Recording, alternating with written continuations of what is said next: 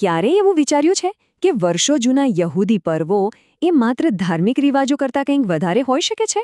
શું એવું બની શકે કે એ ભવિષ્યની એક આખી સમયરેખા હોય? આજે આપણે આ જ રહસ્યમય કેલેન્ડરને સમજવાની કોશિશ કરીશું. આ એક મોટો સવાલ છે, ખરું ને? પણ જે સ્ત્રોતનું આપણે વિશ્લેષણ કરી રહ્યા છીએ એ સૂચવે છે કે જવાબ હા હોઈ શકે છે. એ મુજબ આ પર્વો માત્ર ઇતિહાસને યાદ કરવાની રીત નથી, પણ ભવિષ્યમાં શું થવાનું છે એનો એક છુપાયેલો નકશો છે. તો આજે આપણે શું જોવાના છીએ? સૌથી પહેલા આપણે સમજીશું કે આ પર્વો ઈશ્વરની મુક્તિની યોજનાનો ભાગ કેવી રીતે છે. પછી આપણે વસંત ઋતુના પર્વો વિશે વાત કરીશું, જે કથિત રીતે પૂરા થઈ ચૂક્યા છે. એ પછી પાનખરના પર્વો જોઈશું, જે ભવિષ્ય તરફ ઇશારો કરે છે. અને અંતે આખી વાતની પરાકાષ્ઠા શું છે એ સમજીશું. સારું, તો ચાલો શરૂ કરીએ. આખી વાતને સમજવા માટે એ જાણવું જરૂરી છે કે આ પર્વો અલગ અલગ ઉજવણીઓ નથી, પણ એક જ મોટી, સુસંગત વાર્તાના જુદા જુદા ભાગ છે. અહીંયા મુખ્ય વિચાર એ છે કે આ સાતે પર્વો મળીને મુક્તિની એક સંપૂર્ણ ગાથા બનાવે છે. એની શરૂઆત ઈસુના બલિદાનથી થાય છે અને એનો અંત ઈશ્વરના રાજ્યની સ્થાપના સાથે થાય છે.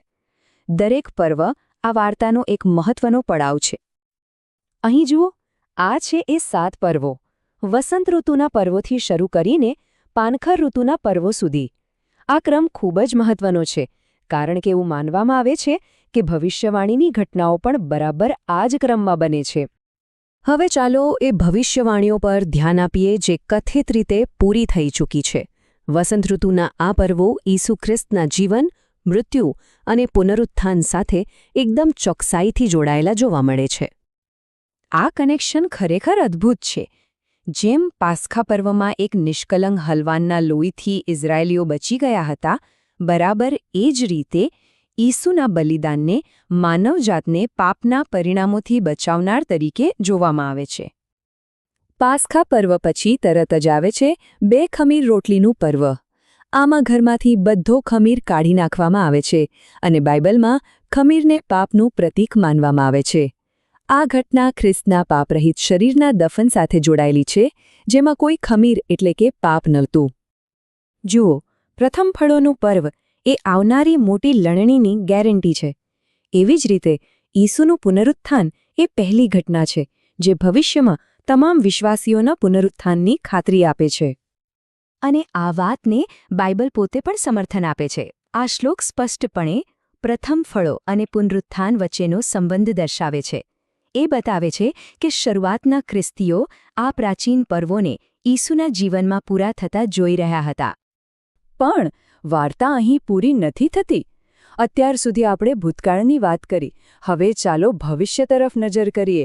પાનખર ઋતુના પર્વો આપણને ઈસુના બીજા આગમન સાથે જોડાયેલી ઘટનાઓનો રોડમેપ આપે છે. વિચારવા જેવી વાત છે.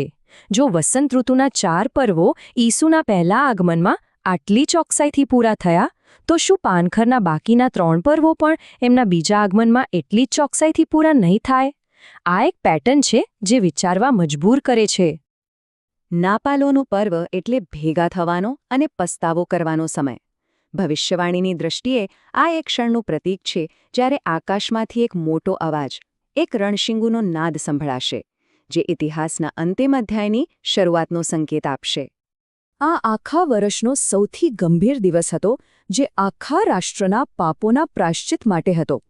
ભવિષ્યવાણી પ્રમાણે આ અંતિમ ન્યાયના દિવસનો પ્રતીક છે, જ્યારે આખી દુનિયામાંથી પાપ અને અનિષ્ટનો હંમેશા માટે અંત કરી દેવામાં આવશે. અને એ અંતિમ ન્યાય પછી શું? ઉજવણી. મંડપ પર્વ એ સમયનું પ્રતીક છે જ્યારે ઈશ્વર પોતે પૃથ્વી પર પોતાના લોકો સાથે રહેશે અને 1000 વર્ષના શાંતિ અને સમૃદ્ધિના યુગ તરીકે જોવામાં આવે છે. તો આ બધું ખરેખર કેવી રીતે બનશે? હવે આપણે આ ભવિષ્યવાણીના સૌથી રોમાંચક અને વિગતવાર ભાગ પર ધ્યાન આપીશું, જ્યાં પ્રાયશ્ચિતના દિવસની પૂર્તિને ઘટનાઓની એક ચોક્કસ શૃંખલા તરીકે વર્ણવવામાં આવી છે. આ કોઈ છૂટક ઘટનાઓ નથી, પણ એકબીજા સાથે જોડાયેલી છે.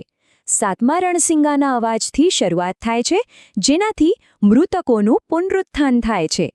એ પછી પૃથ્વી પર ન્યાયની વિપત્તિઓ આવે છે અને એના પરિણામે ખ્રિસ્ત પોતે પૃથ્વી પર પાછા ફરે છે, પછી અનિષ્ટના સ્ત્રોત શૈતાનને બાંધી દેવામાં આવે છે અને ત્યારે જ શાંતિના રાજ્યની શરૂઆત થઈ શકે છે.